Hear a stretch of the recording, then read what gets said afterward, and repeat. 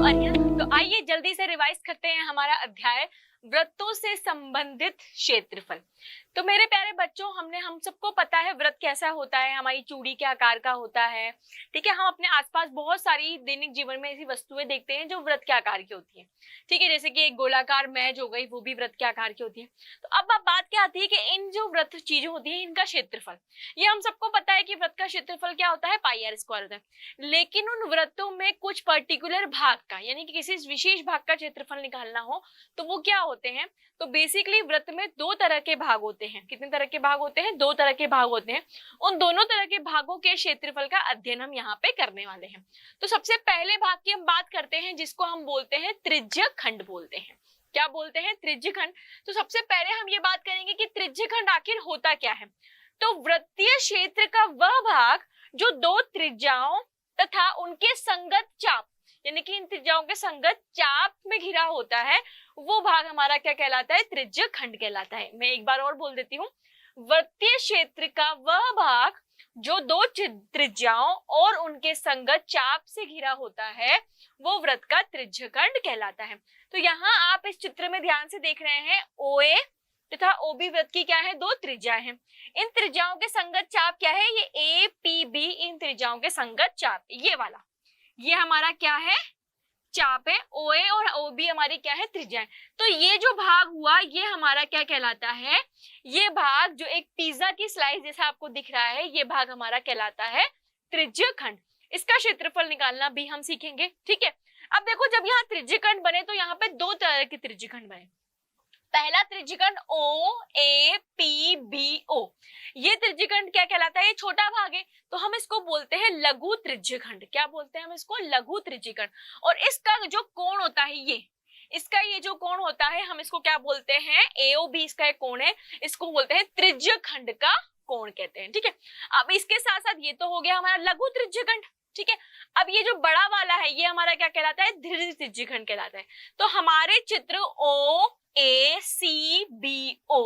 ये हमारा क्या कहलाता है? दीर्घ त्रिज्यखंड। क्या कहलाता है? दीर्घ त्रिज्यखंड।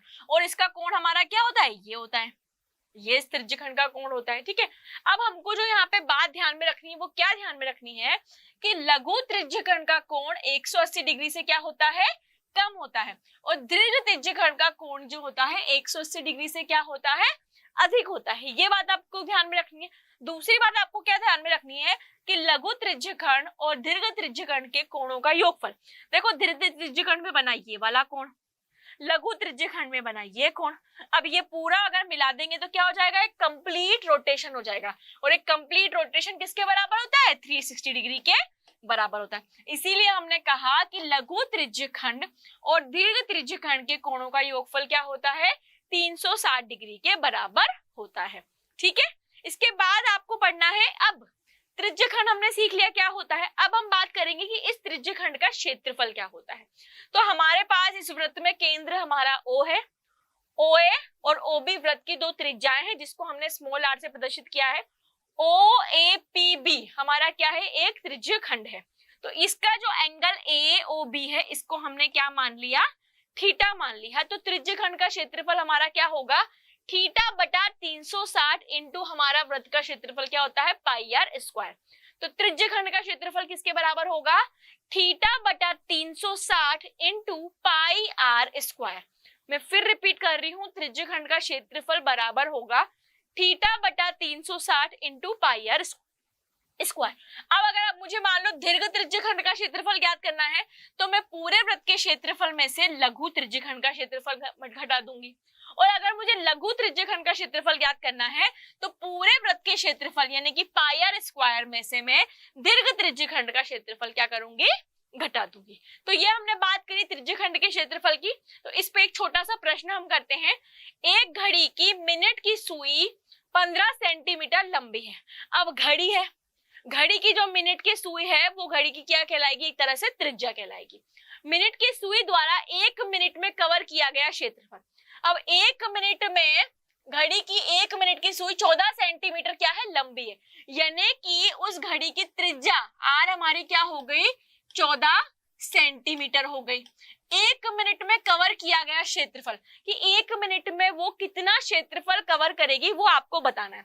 अब मिनट की सुई जो है पूरा रोटेशन लेती है ना, तो 60 मिनट, तो मिनट की सुई में जो 60 मिनट होता है वो किसके बराबर होता है, 360 डिग्री का, यानी कि 60 मिनट में वो कंप्लीट पूरा एक रोटेशन लेती है, तो 60 मिनट बराबर कितना होता है, 360। तो आपको तो 1 मिनट का निकालना है, तो 1 मिनट में वो कितना एंगल घूमेगी, 1 मिनट में वो 360 बटा 60 यानी कि 6 डिग्री का एंगल घूमेगी। कितने डिग्री का एंगल घूमेगी, 6 डिग्री का। अब आप उसको 1 मिनट में वो कितना घूमी, 6 डिग्री घूमी, तो उस 6 डिग्री में जितना क्षेत्रफल है वो आपको निकालना है, यानी कि उस त्रिज्य खंड का आपको क्षेत्रफल निकालना है। तो आपको क्षेत्रफल निकालना है किसका, त्रिज्य खंड का। एक छोटा सा 6 डिग्री का कोण बनाएगी, तो त्रिज्य खंड का क्षेत्रफल, अभी अभी हमने फॉर्मूला पढ़ा है त्रिज्य खंड का क्षेत्रफल, थीटा बटा 360 इंटू क्या क्या पढ़ा है, pi R square into pi R square. R हमारा क्या है, 14 सेंटीमीटर। थीटा हमने कितना निकाला, 6 डिग्री बटा 360 डिग्री इंटू पाई का मान 22 बटा 7, 14 इंटू 14। ठीक है, ये यहां से कट गया 60 बार, 7 से ये 14 कट गया 2 बार, 2 से ये 60 कट गया 30 बार, 2 से फिर ये कटा 15 बार, 2 से ये कटा 11 बार।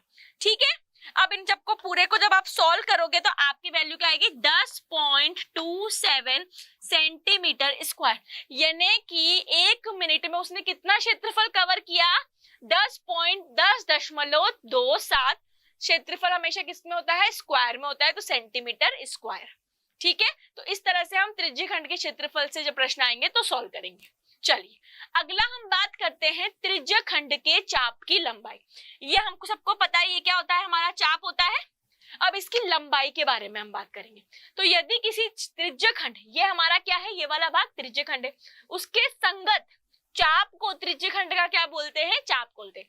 ये हमारा पूरा एक त्रिज्य खंड है, इसके संगत चाप हमारा ये पी क्यू है, तो हम इसको बोलेंगे त्रिज्य खंड का चाप। और यदि वृत्त की त्रिज्या आर है और त्रिज्य खंड का जो कोण है वो थीटा है, तो त्रिज्य खंड की चाप की लंबाई आप कैसे ज्ञात करोगे, लंबाई को हम डिनोट करते हैं स्मॉल एल से, तो थीटा बटा 360 इंटू 2 पाई आर। त्रिज्य खंड की चाप की लंबाई का क्या सूत्र होता है, थीटा बटा 360 इंटू 2 पाई आर। त्रिज्य खंड का क्षेत्रफल क्या होता है, थीटा बटा 360 इंटू पाई आर स्क्वायर। और त्रिज्य खंड के चाप की लंबाई का क्या होता है, थीटा बटा 360 इंटू 2 पाई आर। अब अगर आपको त्रिज्य खंड का क्षेत्रफल निकालना हो और अगर आपको लंबाई दे रखी हो, क्या दे रखी हो, चाप की, इस चाप की लंबाई दे रखी हो, मतलब ये कोण नहीं दे रखा हो, लंबाई दे रखी हो, तो उसका क्या फॉर्मूला होता है, 1 बटा तो चाप की लंबाई इंटू आर, आर मतलब हमारी त्रिज्या। तो इन दो, इस फॉर्मूले से भी त्रिज्य खंड का क्षेत्रफल ज्ञात कर सकते हैं, कब, जब आपको त्रिज्य खंड की चाप की लंबाई दी हुई हो। और अगर आपको थीटा दिया हुआ हो तो त्रिज्य खंड की चाप की लंबाई भी ज्ञात कर सकते हैं। ठीक है, ये तो आपका त्रिज्य खंड का क्षेत्रफल हो गया और ये आपके त्रिज्य खंड की लंबाई हो गई। क्षेत्रफल कब, जब आपको चाप की लंबाई दी हुई हो। तो चलिए इससे आधारित एक छोटा सा प्रश्न कर लेते हैं। यदि 28 सेंटीमीटर त्रिज्या वाले वृत्त, यानी कि इस वृत्त की जो त्रिज्या है वो कितनी है, 28 सेंटीमीटर है, कोई चाप केंद्र से 45 डिग्री का, यानी कि थीटा बराबर हमारा क्या हो गया, 45 डिग्री हो गया, का कोण बनाता है, तब चाप की लंबाई तथा त्रिज्य खंड का क्षेत्रफल। अब हमें यहाँ दोनों चीजें ज्ञात करनी है। हमें क्या क्या दिया है, हमें दिया है, क्या दिया है, आर, यानी कि हमारी जो त्रिज्या है वो 28 सेंटीमीटर है, थीटा जो है हमारा 45 डिग्री है। तो सबसे पहले हम क्या करेंगे, चाप की लंबाई निकालते हैं। क्या निकालते हैं, चाप की लंबाई। अभी अभी मैंने आपको बताया था चाप की लंबाई को हम स्मॉल एल से डिनोट करते हैं, क्या होती है, थीटा बटा 360 इंटू 2 पाई आर होती है। थीटा हमारा 45 डिग्री है बटा 360 इंटू 2 इंटू 22 बटा 7 इंटू आर हमारा है 28। 7 से 28 कट गया 4 बार, 4 से ये कट गया 9 चौक 36, 90 बार, 45 से 90 कट गया 2 बार और 2 से ये 2 कट गया। तो त्रिज्य खंड की चाप की लंबाई हमारी कितनी आ गई, 22 सेंटीमीटर, यानी कि एल हमारा कितना आ गया, 22 सेंटीमीटर। अब अगर त्रिज्य खंड की चाप की लंबाई आपको दे रखी है तो क्या आप त्रिज्य खंड का क्षेत्रफल नहीं निकाल सकते, बिल्कुल निकाल सकते हैं। तो अगर आपको त्रिज्य खंड की चाप की लंबाई दे रखी है, तो त्रिज्य खंड का क्षेत्रफल का सूत्र क्या हो जाता है, 1/2 त्रिज्य खंड के चाप की लंबाई इंटू आर। तो यहाँ पे 1/2 22 है त्रिज्य खंड की चाप की लंबाई और आर हमारा 28 है। 2 से ये कट गया कितनी बार, 11 बार। तो त्रिज्य खंड की चाप की लंबाई हमारी कितनी हो जाएगी, 308 सेंटीमीटर स्क्वायर। त्रिज्य खंड का क्षेत्रफल निकाला है सॉरी हमने, तो त्रिज्य खंड का क्षेत्रफल क्या हो जाएगा, 308 सेंटीमीटर स्क्वायर हो जाएगा। ठीक है यहाँ तक। चलिए आगे चलते हैं। अब हमने त्रिज्य खंड की बात कर ली, त्रिज्य खंड के क्षेत्रफल की बात कर ली, त्रिज्य खंड के चाप की लंबाई की बात कर ली। अब जो दूसरा भाग होता है वो हमारा होता है वृत्त का वृत्तखंड। मैंने आपको बताया था कि वृत्त में 2 भाग होते हैं, एक होता है त्रिज्य खंड और दूसरा होता है वृत्तखंड। तो अब हम बात करते हैं वृत्त का वृत्तखंड। तो वृत्तीय क्षेत्र का वह भाग जो एक जीवा और उसके संगत चाप के बीच परिबद्ध होता है, यानी कि जीवा और चाप के बीच घिरा हुआ जो भाग होता है वो भाग हमारा क्या कहलाता है, वृत्तखंड। यानी कि ये जो भाग है, ये भाग, इसको हम इस तरह से शेड कर देते हैं, ये भाग मेरा क्या कहलाता है, वृत्तखंड कहलाता है। छायांकित, अब मैंने इसको छाया इस तरह से डैश कर दिया, तो छायांकित भाग APB, चाप कौन सा है, APB वाले वृत्त का वृत्तखंड कहलाएगा। एक तो ये, और दूसरा हम एक और वृत्त, यहाँ पे 2 वृत्तखंड बन रहे, एक तो हमने ये बना दिया और दूसरा वृत्तखंड हमारा क्या हो गया, एक ये हो गया, इसको भी हम डैश कर देते हैं। ठीक है, ये भी तो वृत्तखंड ही हुआ, इसमें चाप हमारा ये हो गया। ठीक है, तो ये भी वृत्तखंड हुआ। तो ये जो छोटा वाला भाग है लघु चाप वाले वृत्तखंड को लघु वृत्तखंड कहते हैं और दीर्घ चाप वाले वृत्त को दीर्घ वृत्तखंड कहते हैं। यहां तक बात समझ में आई। अर्थात वृत्तखंड 2 अर्धवृत्तीय भागों से छोटा, अर्धवृत्तीय भागों से छोटा होता है लेकिन लघु वृत्तखंड कहते हैं। तो अर्धवृत्त क्या होता है, जो हमारा आधा वृत्त होता है उससे छोटा होता है अगर हमारा वृत्तखंड, तो उसे हम लघु वृत्तखंड कहते हैं, और अगर उससे बड़ा हुआ अर्धवृत्त से तो उसको हम दीर्घ वृत्तखंड कहेंगे। अब हमें बात करनी है कि वृत्तखंड का क्षेत्रफल, ये हमारा वृत्तखंड है, इसको हम छायांकित भाग कर देते हैं। ठीक है, ये हमारा वृत्तखंड है, इसका क्षेत्रफल अगर हम बात करें, ये भी एक वृत्तखंड है। तो सबसे पहले हम नॉर्मल वृत्तखंड के क्षेत्रफल की बात करते हैं। तो संगत त्रिज्य खंड का क्षेत्रफल, अब त्रिज्य खंड क्या हुआ, अगर हमारा ये वृत्तखंड है तो इसके असंगत त्रिज्य खंड हमारा ये हुआ, तो इस पूरे का क्षेत्रफल, इस पूरे त्रिज्य खंड का क्षेत्रफल में से आप क्या माइनस करोगे, वृत्त की जीवा द्वारा त्रिज्याओं से प्रतिबद्ध त्रिभुज का क्षेत्रफल, यानी कि वृत्त की जीवा ये 2 है, OA और AB, और इससे परिबद्ध त्रिभुज क्या है, ये त्रिभुज OAB। तो इसका क्षेत्रफल, यानी कि इस पूरे त्रिज्यखंड के क्षेत्रफल में से इस त्रिभुज के क्षेत्रफल को अगर हम घटाएंगे तो क्या भाग बचेगा शेष, ये भाग, और हमारा ये क्या कहलाता है, वृत्तखंड। तो इस तरह से हम वृत्तखंड का क्षेत्रफल निकाल सकते हैं। अगर आपको दीर्घ वृत्तखंड का क्षेत्रफल निकालना है तो पूरे वृत्त के क्षेत्रफल में से लघु वृत्तखंड के क्षेत्रफल को माइनस करेंगे, और अगर हमें लघु वृत्तखंड का क्षेत्रफल निकालना है तो पूरे वृत्त के क्षेत्रफल में से दीर्घ वृत्त का क्षेत्रफल हम माइनस करेंगे। ठीक है यहाँ तक।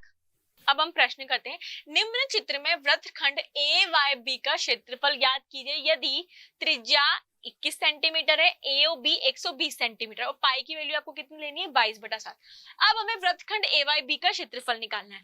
तो अभी अभी हमने पढ़ा था वृत्तखंड का क्षेत्रफल जो है वो किसके बराबर होता है, त्रिज्य खंड के क्षेत्रफल, त्रिज्य खंड का क्षेत्रफल माइनस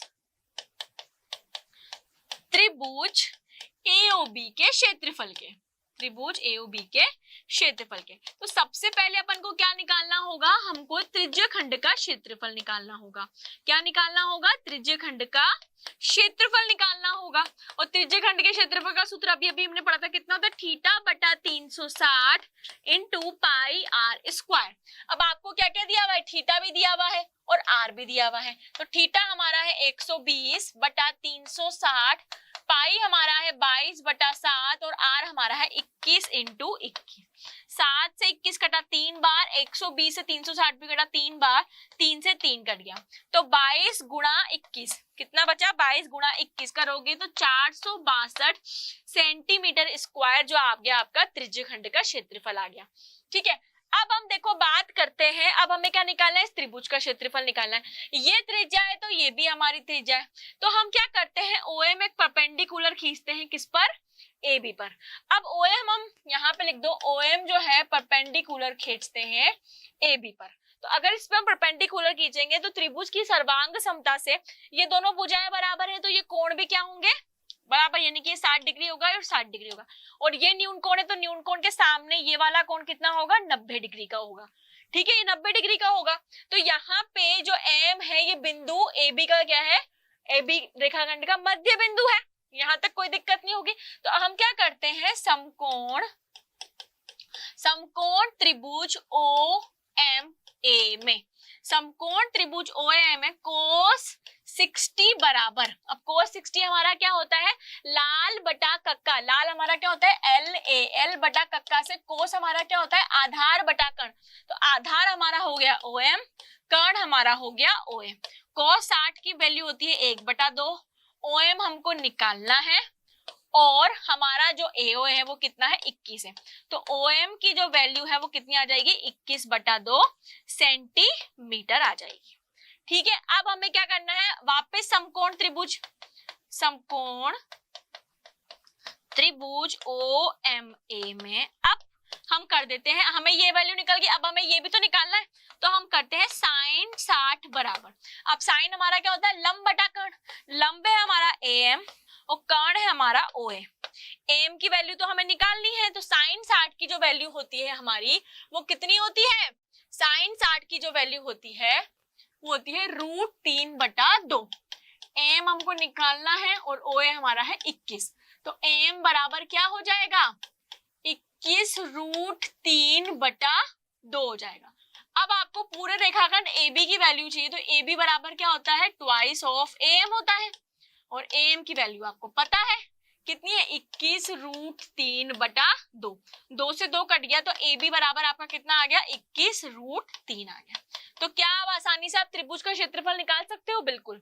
तो त्रिभुज AOB का जो है क्षेत्रफल वो होगा 1/2, आधार हमारा क्या हो गया AB और ऊंचाई हमारी हो गई OM। तो 1/2 AB का मान हो गया 21 × √3 और OM का मान हमारा कितना हो गया, अभी अभी हमने निकाला था OM 21/2, 21/2।